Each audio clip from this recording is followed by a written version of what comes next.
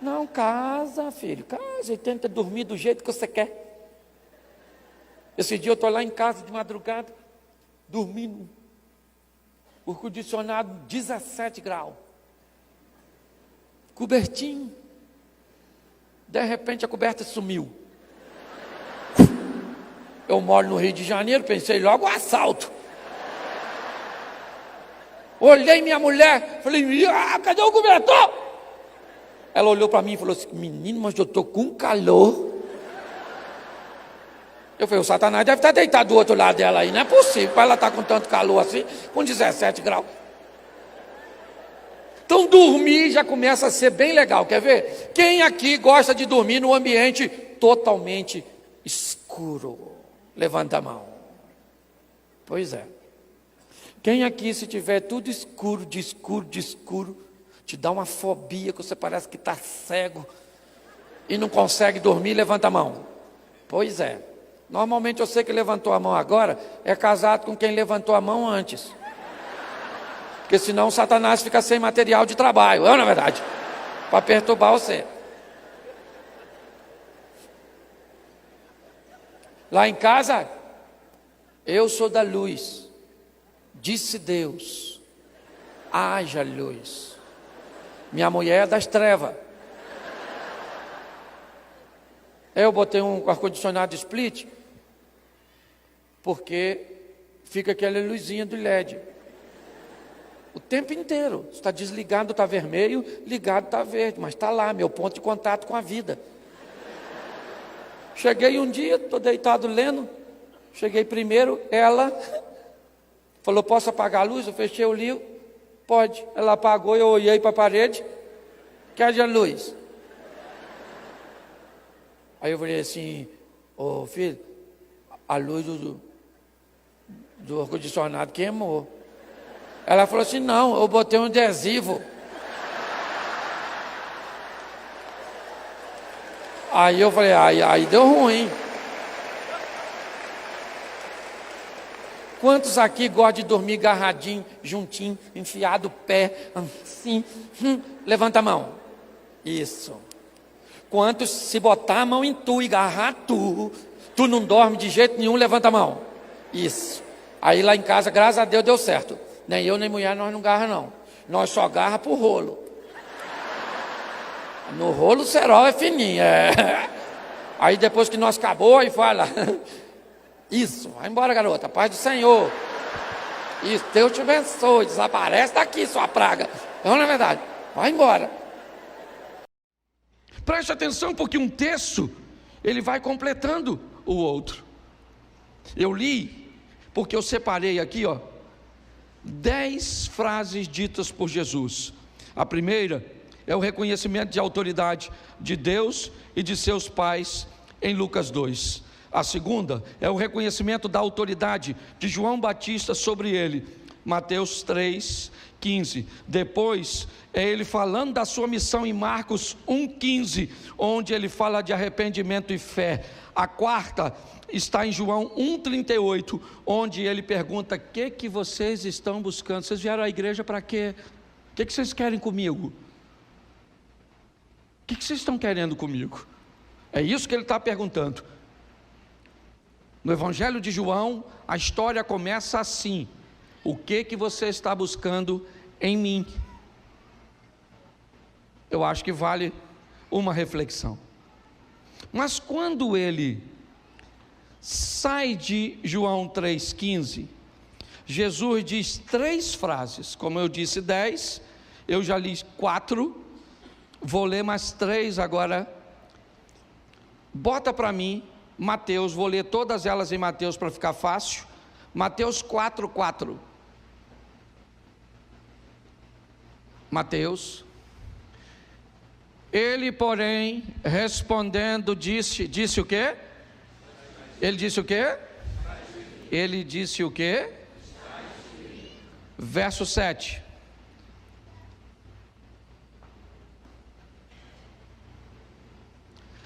Disse-lhe Jesus também: está? Sim. Ok. Verso de número 10. Põe o 10, por favor. Então disse-lhe, preste atenção, na minha Bíblia, e na sua se você tiver, aqui ó, então disse-lhe Jesus, está escrito de preto, ok? Ele começa a falar agora, vai-te Satanás, porque está, preste atenção no que eu vou lhe dizer agora. As primeiras frases ditas por Jesus refere-se a reconhecimento de autoridade. A segunda frase de Jesus, que eu citei para você, fala de sua missão e do que é necessário. Mas agora Jesus vai falar algo muito importante. 3 vezes ele diz, está escrito, está escrito, está escrito. Primeiro ele me mostra autoridade, mas agora ele me mostra conhecimento. As 3 frases ditas por Jesus agora são para combater uma coisa, sabe o que?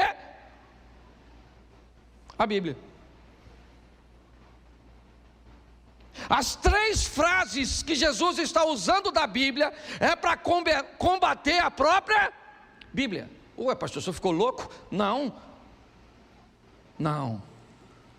Jesus está me mostrando agora que se eu quero ser bem sucedido, eu tenho que conhecer tanto a verdade, que se alguém me contar essa verdade de uma forma equivocada, eu sou capaz de identificá-la. Sabe qual é o problema nosso? Ou da grande maioria, nós conhecemos o evangelho que os outros leram. Alguém leu, veio aqui, falou, e você nem sequer conferiu. Preste atenção, 3 versículos agora. Jesus está sendo tentado por Satanás. É uma guerra de conhecimento. Os 2 conhecem muito a Bíblia, sim ou não? A diferença é que um conhece e o outro é. E aí eu pergunto a você, está lá Jesus e Satanás no deserto, sim ou não? Sim ou não? Isso. Satanás é um ser humano ou ele é um espírito? Ser humano ou espírito? Jesus é um ser humano ou um espírito? Jesus é um ser Então Jesus é um humano conversando com um ser espiritual, se é que eu posso chamar celestial, tá certo? Sim ou não? Qual é a diferença entre os 2?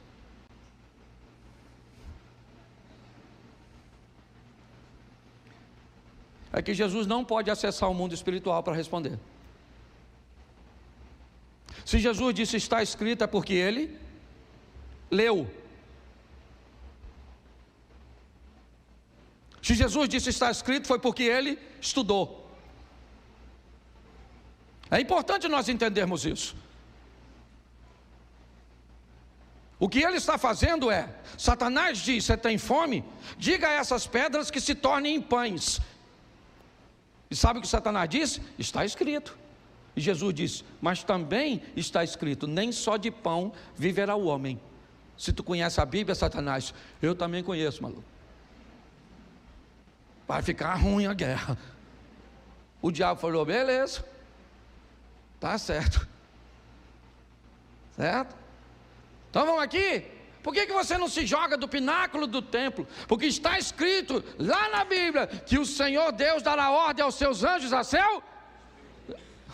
Está escrito, disse o Satanás. Sabe o que Jesus disse? Mas também está escrito. Não tentarás o Senhor teu Deus. O Satanás falou, caraca, maluco. Pô, tá ruim de dar uma volta nesse cara. Já usei 2 textos. Pô, vamos fazer o seguinte, cara. Ao invés de você sofrer, morrer, cuspir no você, vamos escolher um bandido ao invés de você. Se tu, olha só que beleza, se tu se prostrar e me adorar, eu te dou tudo isso. Jesus falou, Satanás. Bom, Satanás, você pode ir embora, porque está escrito. Somente ao Senhor teu Deus servirás, somente a Ele adorar. Presta atenção, o diabo falou quantos versículos bíblicos? Quantos versículos bíblicos? Jesus falou? Isso aí. Poderia dizer que ele é flamenguista? Brincadeira, não cabe nem na hora, tá certo? Tirei a espiritualidade do culto. Mas escute só. Pare e pense. Quantos versículos são suficientes para persuadir você? Para dizer para você e convencer você que qualquer tipo de amor é válido? Quantos? Quantos versículos são suficientes para você, para dizer que você pode xaropar e manguaçar, que depois recebe asa? Só se for de Ícaro, para se lascar. Quantos? Jesus utiliza agora 3 textos falando de seu conhecimento, porque ele estudou. Entendeu? Se Jesus usou o poder dele para entender as Escrituras, se ele usou um texto que não estudou, deixa eu explicar uma coisa para você, não é justo. Não é. É importante nós entendermos isso aqui. 2 coisas eu já te mostrei até agora. Primeira foi reconhecimento de autoria. Segundo, conhecimento da palavra. Você sabe o que é de Bíblia? Nossa, pastor, vou falar mesmo. Não lê nada.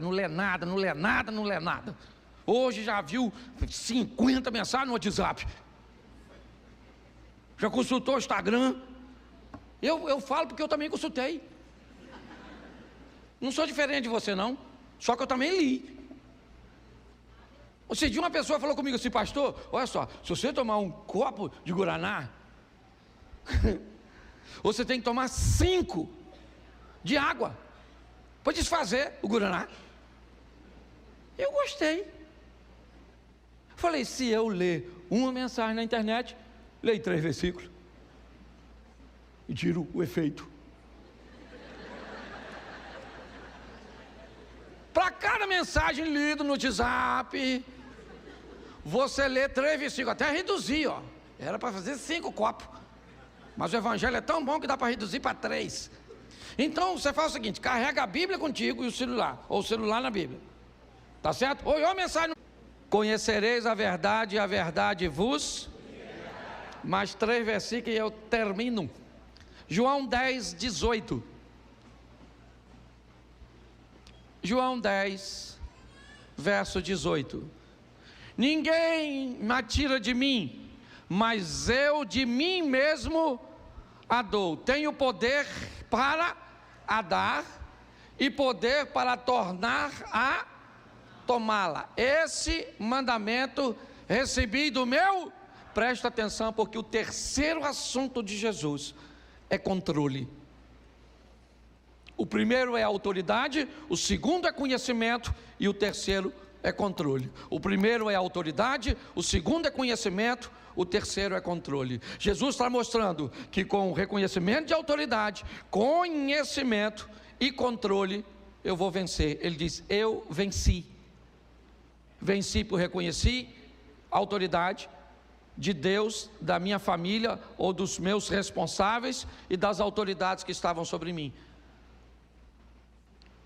Eu venci por quê?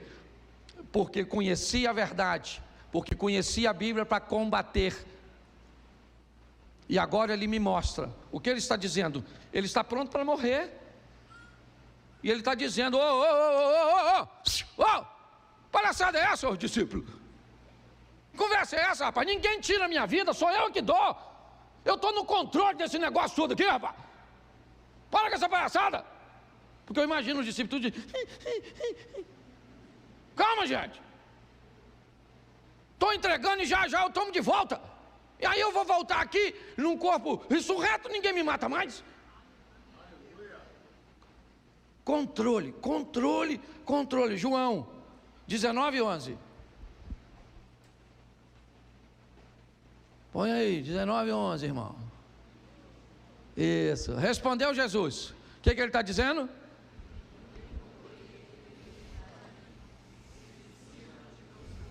Presta atenção, porque isso aqui arrebenta na nossa cabeça. Perdoe a adaptação que eu vou fazer agora, mas eu tenho que fazer. Tá bom? Deixa que eu leio para não ofender ninguém. Lula: nenhum poder terias contra mim se de cima não tivesse dado. Bolsonaro: nenhum poder teria contra mim se de cima não te fosse dado. Papai e mamãe: nenhum poder teria contra mim. Deixa eu falar uma coisa para você.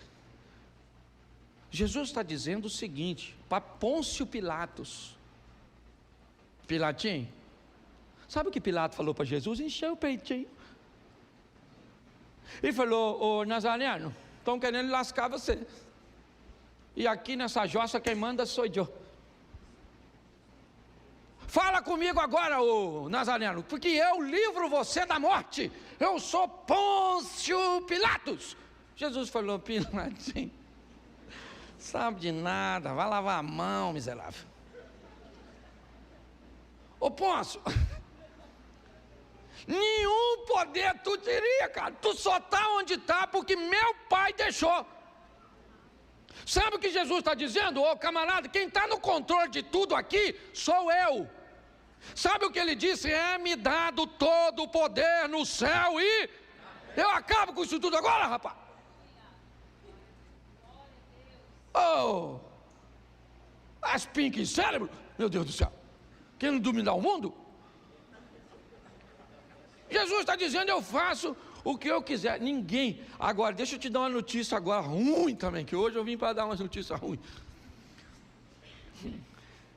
Você sabe por que tem gente ruim no poder? E Deus permite que elas estejam lá? Porque alguém tem que estar. Alguém tem que estar no poder, sim ou não? Você quer? Então não reclama de quem está. Entendeu? Tem lugar que não era para o outro estar lá, era para tu. Mas tu não quer estudar, tu não quer trabalhar, tu não quer se dispor, tu não quer fazer nada.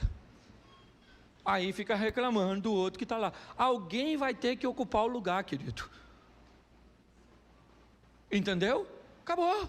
Eu já tive aqui gente, certo, que entrou aqui e falou: pastor, feliz ao nosso partido, eu vou financiar uma campanha para o senhor a senador, aqui dentro desse estabelecimento. Eu olhei para ele e falei: querido, você acha que eu sou pastor, eu sou sacerdote, eu sou político? Ele me olhou assim meio sem graça, falou: eu acho que o senhor é sacerdote. Falei: então vamos tomar um café. Então eu posso reclamar do senador? O Rio de Janeiro está lá representado por Romário. Porque nós estamos precisando de uns gols no Senado. Mas por que você acha que ele ganhou para senador? Porque jogou nos 3 grandes do Rio e construiu um nome, sim ou não? Então, eu não reclamo, só oro: Senhor, essa dele bateu na trave. Não é verdade? Eu oro, porque você está rindo, mas o assunto é sério. O que Jesus está mostrando aqui é o seguinte: eu estou no controle. Ele disse a Pôncio Pilatos: ninguém, certo, ou nenhum poder terias contra mim se de cima te não fosse isso aí. E aí? Seu pai não teria poder nenhum, você teria nascido em outro canto. Aliás, você nem teria nascido se você não gosta do seu pai e da sua mãe. Botaram você numa chocadeira assim e você nascia naturalmente, do nada. Ninguém. Mas você só vai conseguir entender isso quando você reconhecer a sua identidade de fato. O último texto que eu vou usar aqui é o último texto dito por Jesus, certo? No Evangelho de Marcos, capítulo 16, verso 16. Ele já está indo embora, certo? Preste atenção no que ele diz. Quem crer e for, será, mas quem não, será. Verso 17. Estes sinais seguirão aos que em meu nome falarão novas. Vamos lá, bota o 18. Pegarão nas serpentes, certo? E se alguma coisa, e se beberem alguma coisa mortífera, não lhes farás dano. E imporão as mãos sobre os enfermos e os... Verso seguinte. Ora, o Senhor, depois de ter falado, foi recebido ao céu, assentou-se e está esperando para encontrar comigo e com você. 3 coisas eu quero que você guarde na sua mente. A primeira delas aqui, reconheça a autoridade. A segunda, tenha conhecimento da palavra. A terceira, assuma o controle. Pare de deixar as coisas que estão ao seu redor te controlar. Quando você tiver reconhecimento de autoridade, conhecimento e controle, você vai descobrir que a sua vida vai ser um sucesso, como a de Jesus também foi. Eu quero fazer uma reflexão com vocês, rápida. Antes de Deus criar o homem, Ele cria o ambiente que Ele idealizou para o homem viver. Esse ambiente ordeiro, organizado, pleno, foi chamado de paraíso. A Bíblia fala deste paraíso no Gênesis, o chamando de Jardim do Éden. No livro de Apocalipse, o último livro da Bíblia, também temos, na ótica de Deus, um lugar para vivermos eternamente. Ele também se chama paraíso. O paraíso de Deus, a Nova Jerusalém, um lugar que também não haverá morte, como não houve no Éden. Um lugar onde não haverá dor, um lugar ordeiro, organizado. Ou seja, na ótica do Criador, o homem foi criado para viver num paraíso. O que Deus planejou para você e para mim foi um paraíso. Mas o ato de um homem jogou isso por terra. Por causa de Adão, o homem perde o acesso ao paraíso do Gênesis. E para entrar no paraíso final, ele teria que morrer. Ou seja, nós temos um problema sério. Não podemos entrar no paraíso que é guardado por um anjo, e não queremos entrar no paraíso de Deus, porque para entrarmos lá, temos que perder o privilégio de viver neste mundo, e viver é um privilégio. A única forma que temos então de criar uma linha de satisfação é usarmos a oração modelo ensinada por Jesus, o Pai Nosso, onde um dos versos diz que venha o teu reino e que seja feita a sua vontade, assim na terra como no céu. Agora nós não queremos entrar na Nova Jerusalém ou no paraíso final, porque ninguém quer morrer. Não podemos entrar no paraíso inicial. E o que vamos fazer então? segundo a oração do Pai Nosso, puxar o céu para a terra. Que venha o teu reino, venha o teu reino. Esse é um texto que eu uso na abertura dos meus eventos, onde a minha proposta é mostrar que na lápide de um ser humano só existe duas datas. Aqui ele nasceu e aqui ele morreu. Entre elas, de uma forma muito tímida, um pequeno traço tentará explicar quem foi você, se teve filhos ou não, se foi bom ou não. Todo o seu legado é resumido naquele pequeno traço, exposto em toda a sepultura, basicamente em todos os lugares do mundo onde há sepultamento.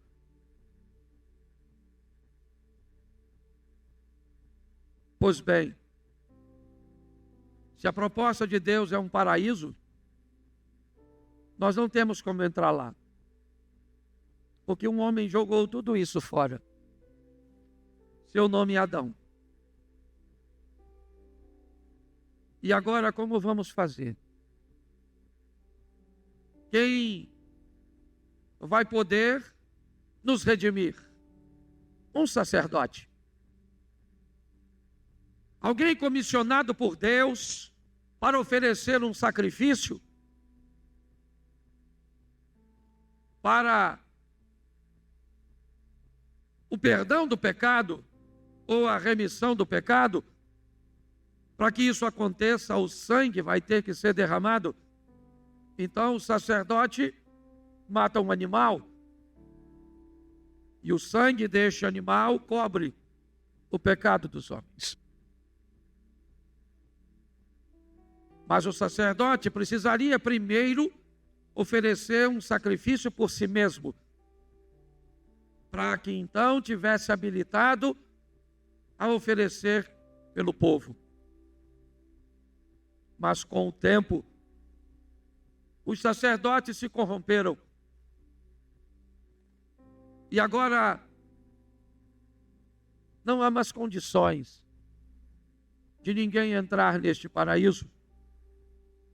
A porta foi fechada. Então alguém precisa tomar uma decisão. E esse alguém é Deus, que vai entregar seu filho para morrer. Ele vai ser o sacerdote, ele vai ser o sacrifício, ele vai cumprir tudo. E como a Bíblia diz, se o pecado entra por um homem, tem que sair por um homem. Se o pecado entra por um homem nascido de mulher, ele precisa sair de um homem nascido de mulher. Para nós não há muita importância. Provavelmente Jesus não nasceu em dezembro. Essa é uma junção de um imperador que se converte. E por causa disso, para harmonizar as coisas num ambiente que tinha mais a ver com política do que com fé, a data estabelecida foi essa. E nós comemoramos a data do nascimento do nosso Salvador. E as crianças brincaram hoje nos contando histórias, falando a respeito de nossa cultura. E eu não sei se você observou, mas no final elas brincaram como seria se ele tivesse nascido na Índia, como seria se ele tivesse nascido no Canadá, como seria se tivesse nascido na Lua. Me parece que a ideia é mostrar que ele nasceu para morrer por todos. Seja você alguém de uma aldeia indígena, seja você um célebre astronauta numa nave no espaço. Que possamos, mais do que vivermos isso, deixarmos registrado no coração de nossas crianças. Porque o Evangelho de Cristo nos ensina a honrar os nossos idosos. Nos ensina a respeitar aqueles que construíram com muita dificuldade, com muitas limitações, estradas cujas quais nós caminhamos hoje com facilidade. O Evangelho que nos ensina a respeitar pessoas que têm escolhas diferentes de nós, situações cujas quais nós temos muita dificuldade de entender e de explicar. Coisas que para nós são muito obscuras. Mas o Evangelho me ensina a respeitar alguém que senta nessa cadeira vestido de uma forma diferente de nós, se comportando de forma diferente de nós. Mas esse Cristo, Ele morreu por todos nós, sendo nós ainda pecadores. Hoje temos que conviver com grandes escândalos, envoltos em ambientes religiosos. Homens maus, corruptos,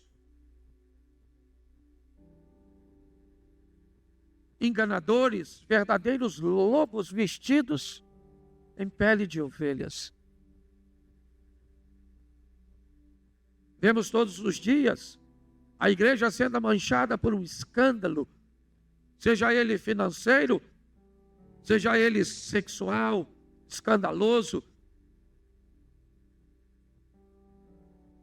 E tudo isso me parece ter um propósito: o não reconhecimento da entrega do homem que precisa ser salvo a Cristo, o Salvador. Nós lutamos contra isso todos os dias. Estamos longe de sermos perfeitos. Abrimos as nossas portas com todas as nossas limitações, com a proposta de que alguém encontre o Salvador que um dia encontramos. Eu encontrei com ele há 32 anos atrás. Eu não sei há quanto tempo você encontrou. Mas desde que eu me encontrei, eu tento apresentá-lo a outras pessoas. Em encontros aqui na igreja, em postagens em redes sociais, em programas de televisão, com héteros, homos, pobres, ricos, cultos ou indoutos. Um dia, a morte chegará para todos nós. Por mais que as pessoas te amem, o lugar mais longe que ela irá no dia do sepultamento é a porta do túmulo. Dali, ninguém vai com você, a não ser aquele que venceu a morte. Nós precisamos nos preparar a cada dia para vencermos o mau exemplo das pessoas, para nos agarrarmos à nossa fé e entendermos que a Bíblia é um livro de fé. É interessante você ir ao Egito, visitar o Museu do Cairo, ver a tumba de um faraó egípcio, um dos mais famosos, se não o mais famoso, Tut, ou Tutankhamon. Ver a cama que ele dormia, o sandália que ele calçava, a carruagem que ele usou.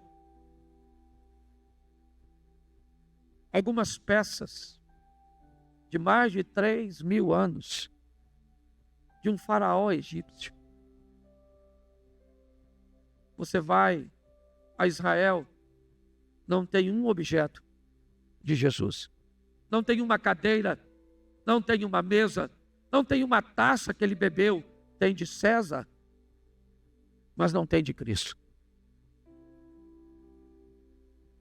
Ele poderia nascer rico, mas não queria deixar vestígios para que pessoas usassem como amuletos, como até hoje alguns veneram pedaços da suposta cruz espalhados pelo mundo. Mas ele não queria isso. Ele queria que nós, sem termos nada, para pegarmos na mão, para acreditarmos que Ele existe, porque Ele não quer estar na sua mão, Ele quer estar no seu coração. Ele quer que você creia. Não há lugar nenhum em Israel, Jerusalém, Betânia, Nazaré, Cafarnaum, Naim, onde alguém te diga com precisão, ele esteve sentado aqui, dormiu aqui. Até o local de sepultamento tem dois, o dos católicos e o dos protestantes. Até o túmulo tem dois, o local da crucificação, né? E você pode perguntar por quê? Porque nós vamos precisar de fé para se relacionar com Ele. Eu quero fechar o culto desta noite